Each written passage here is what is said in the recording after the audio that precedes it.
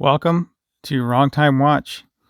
My name is Kevin, and today we're looking at the BOLDR Venture Field Medic.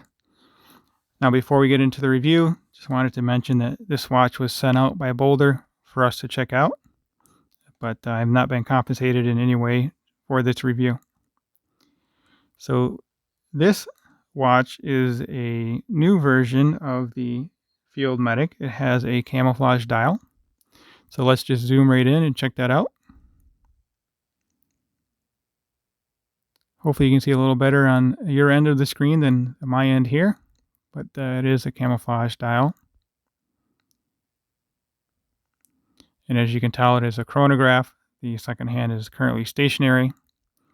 And this has a pulse meter and a respiratory scale. So I guess the way that you use this is you count down a certain number of pulses, maybe 20 pulses, whatever it is, and then you would start this. You would count the number of pulses. I'm not sure what that number is. I'm not a medical professional. And then you would stop this after however many pulses. And then you would look at this and you would say that your pulse is 140 beats per minute. At least that's my interpretation of how you're supposed to use it. But like I said, I'm not a medical professional. So anyway, let's take a look at the watch, which I think I know a little more about than medicine. So as you can see, it's a bicompax layout. You saw the mechanical sweep of that second hand, the running chronograph second hand.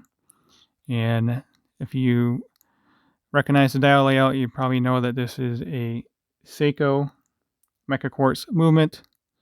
So I'll stop this and then actually I'll keep it running and we can see the minute subdial here progress. And over on the right is the running 24-hour dial. So you know if you're in AM or PM.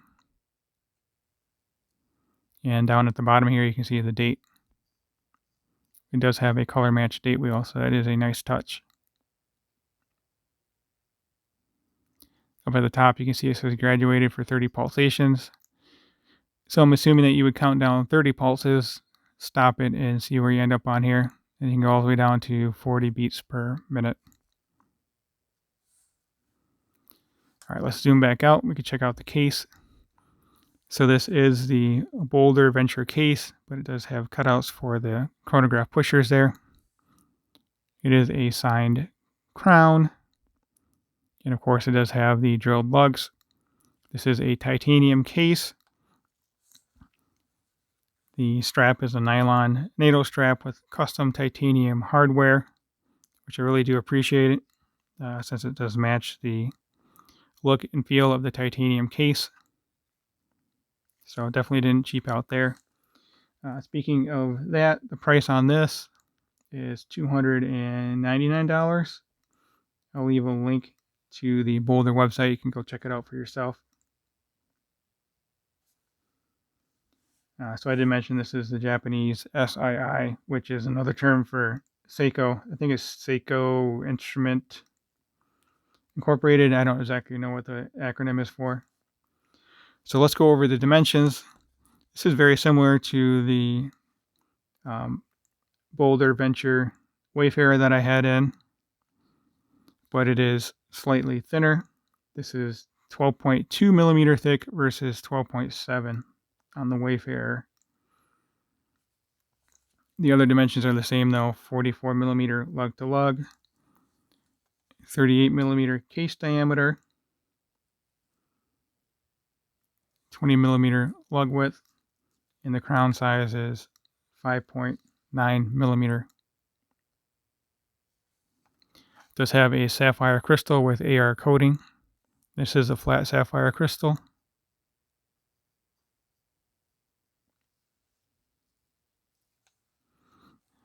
Screw down crown with 200 meter water resistance. So it's a great field watch, especially if you need the chronograph and if you wanted the pulse meter function.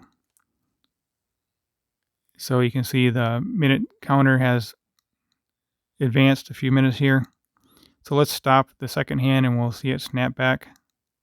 So stop it, and then when I reset it, it will snap back. So let's reset that. Yep, really fast. I really appreciate that. I have a Bulova moon watch, and when you reset the second, it just kind of it goes back, but not as fast like that.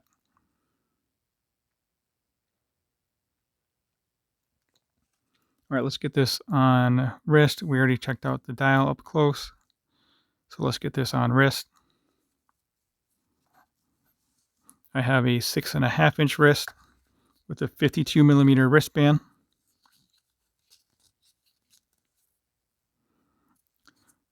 So since this is a smaller watch, I would say it's meant for smaller wrist, and I have 1, 2, 3, 4 more holes left to go.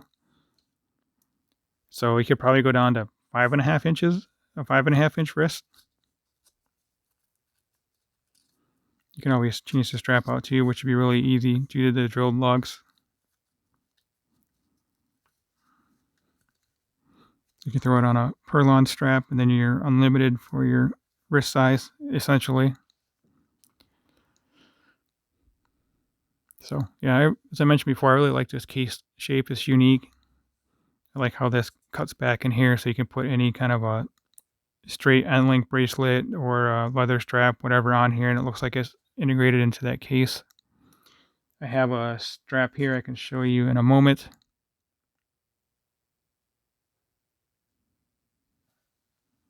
It does pop off the wrist a bit though. This together, these two straps are 3 millimeters, so add 3 to 12.2 and you're at 15.2 for a thickness, and your sleeve will just catch on here, so it definitely won't go under a sleeve, but I don't think that's the purpose of this watch.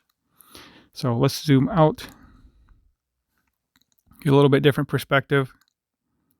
I know I do have smaller wrists, but I feel like this may be a little small for me, but it's nice and lightweight. Really don't even know you have it on wrist half the time. So let me show you this strap real quick, and then we'll go to, before the Lume comparison, I'll show it next to my SKX, so you get a size reference.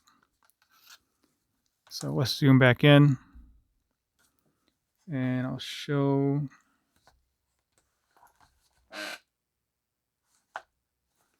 what I do with that strap. Oh, here we go. So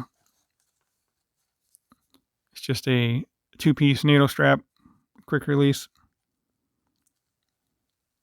But if you were to install it on there, it would look like it's just integrated into the case. So it's a nice touch. All right, let's get we'll do them side by side. I got my SKX 009 and my SKX 013 with this kind of crappy Uncle Seiko bracelet. The bracelet's fine, but the end links don't match up. So 42 millimeter on this one, and this one is 38, just like this watch here.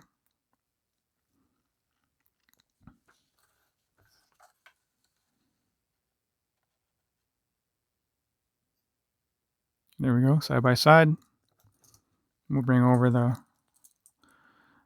larger one of my favorite watches of all time here.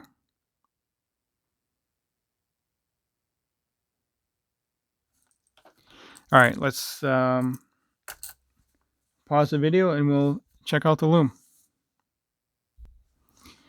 All right, so on the left we have the BOLDR Field Medic Camouflage, and on the right the Seiko SKX. The Lume on the BOLDR is listed as Japan Super Lume, but really all I see by eye is just the handset. I can see a little bit of the indices, but it's really not that bright at all.